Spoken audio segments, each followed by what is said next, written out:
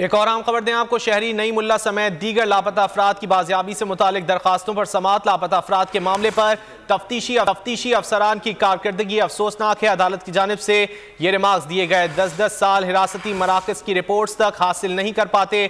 लापता अफराद के अहल खाना कर्ब में मुब्तला हैं और दाद रसी होनी चाहिए। जस्टिस नेमतुल्लाह की जानिब से ये रिमार्क्स दिए गए हैं। अदालत का IG सिंध और दीगर अफसरान को मामलात का जायजा लेने का हुक्म, सेक्रेटरी दाखिला और सेक्रेटरी दिफा को भी रिपोर्ट्स पेश करने का हुक्म दिया गया। तफसीलात जान लेते हैं बोल न्यूज़ के नुमाइंदे शाहिद हुसैन से। शाहिद, अदालती कार्रवाई के हवाले से अपडेट कीजिए।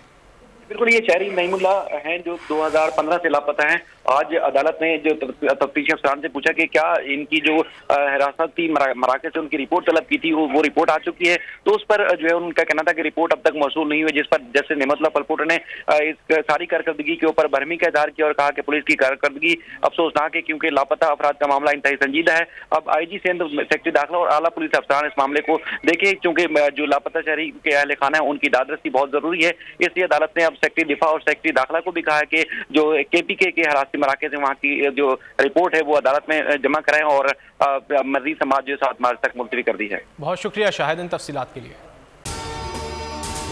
अगर आपको ये वीडियो पसंद आए तो लाइक पर क्लिक करें। बोल उड़ाएगा सबका होश, भूल जाएंगे सब अपना जोश। बहुत जल्द आ रहा है PSL स्पेशल ट्रांसमिशन सिर्फ बोल न्यूज पर। सब्सक्राइब करें और बेल दबाएं ताकि कोई खबर रह न जाए।